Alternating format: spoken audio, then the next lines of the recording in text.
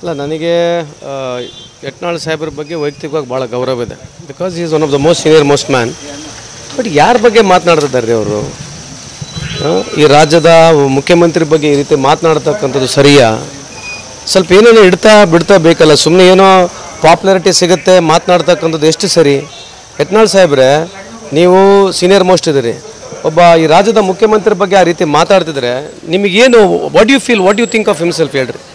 ಈ ಥರ ಮಾತನಾಡೋದು, ನೇರವಾಗಿ ಈ ಥರ ಆರೋಪ ಮಾಡೋದು ಎಷ್ಟು ಮಟ್ಟಿಗೆ ಸಮಂಜಸ ಹೇಳ್ರಿ? ಅಟ್ಲೀಸ್ಟ್ ಫಾರ್ ಗಾಡ್ ಸೇಕ್ ಸ್ವಲ್ಪ ಏನಾರ ಸ್ಯಾಂಟಿಟಿ ಮಾರಲಿಟಿ ಇಟ್ಕೊಳ್ಳಿ. ಮಾತಾಡಬೇಕಂತ ಸುಮ್ಮನೆ ಮಾತಾಡೋಂಗಿದ್ರೆ ನಿಮಗೆ ಒಳ್ಳೆ ದೇವ್ರು ಒಳ್ಳೇದು ಮಾಡಲಿ. ಬಟ್ ಈ ಥರ ಮಾತಾಡೋದ್ರಿಂದ ಏನು ಸಿಗುತ್ತೆ? ಈ ರಾಜ್ಯದ ಮುಖ್ಯಮಂತ್ರಿ ಅಂದರೆ 7 ಕೋಟಿ ಜನಕ್ಕೆ ಅವರು ಆಶೀರ್ವಾದ ತೊಗೊಂಡು ಬಂದಿರತಕ್ಕಂಥ ಆ ರೀತಿ ಮಾತನಾಡ್ತಕ್ಕಂಥದ್ದು ಸರಿಯಲ್ಲ.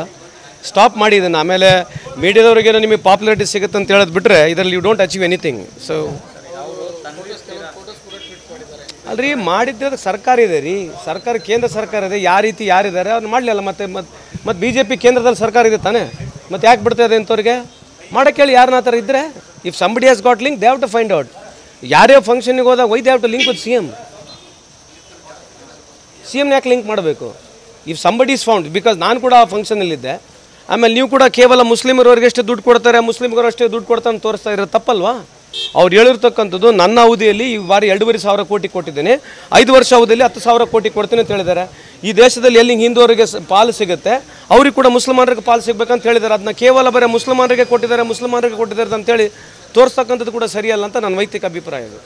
ಏನಂದರೆ ಅವರು ವಿಜಯಪುರದ ಮೂಲದವರು, ತನ್ವೀರ್ ಪೀರ ಅನ್ನೋರು, ಸೊ ಅವರು ಅನೇಕ ನಂಟುಗಳನ್ನು ಹೊಂದಿದ್ದಾರೆ. ನಾನು ದಾಖಲೆಗಳು ಕೂಡ ಬಿಡುಗಡೆ ಅಲ್ರಿ, ಮಾಡ್ಲಿದ್ದಕ್ಕೆ ನಮಗೇನು ಸಂಬಂಧ ಇದೆ? ಅಲ್ಲಿ ಯಾರು ಏನಂತ ಗುರುತಿರುತ್ತಾ? ಸಾರ್ವಜನಿಕರ ಬಹಿರಂಗ ಪ್ರೋಟೋಕಾಲ್ ಫಾಲೋ ಅಂತಂದ್ರೆ ಏನ್ರಿ?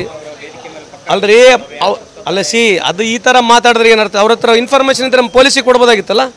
ಅವರೇ ಸೆಂಟ್ರಲ್ ಗೌರ್ಮೆಂಟ್ ಅವ್ರದ್ದು ಹೇಳಿಡಿಸ್ಬೇಕು ಈ ಥರ ಇನ್ಫಾರ್ಮೇಷನ್ಸ್. ಆಮೇಲೆ ಸಿದ್ದರಾಮಯ್ಯವ್ರನ್ನ ಆ ರೀತಿ ಟೀಕೆ ಮಾಡ್ತಕ್ಕಂಥ ಸರಿಯಾ? ಅದು ನೀವು ಕೇಳಬೇಕಲ್ವಾ? ಸಿದ್ದರಾಮಯ್ಯ ಸಾಹೇಬ್ರನ್ನ ಆ ರೀತಿ ಟೀಕೆ ಮಾಡ್ತಕ್ಕಂಥ ಸರಿಯಾ? ಪ್ಲೀಸ್ ಯತ್ನಾಳ್ ಸಾಹೇಬ್ರೆ, I request you kind good self, ದಯವಿಟ್ಟು ಇದನ್ನ ಸ್ಟಾಪ್ ಮಾಡಿ. ಮುಖ್ಯಮಂತ್ರಿಯವ್ರ ಬಗ್ಗೆ ಈ ರೀತಿ ಮಾತನಾಡ್ತಕ್ಕಂಥದ್ದು ನಿಮಗೆ ಶೋಭೆ ತರ್ತಕ್ಕಂಥದ್ದಲ್ಲ. ದಯಮಾಡಿ it's high time you should really rethink on what you speak. ಮಾಡಲಿರಿ, ಅವ್ರ ತನಿಖೆ ಅವ್ರದ್ದೇ ಸರ್ಕಾರ, ನಾವೇ ತನಿಖೆ ಅವರೇ ಮಾಡ್ಕೊಳ್ಳಿಲ್ಲ. ಯಾರು ಬೇಡ ಅಂತ ಹೇಳಿದ್ದಾರೆ ತನಿಖೆಗಳು?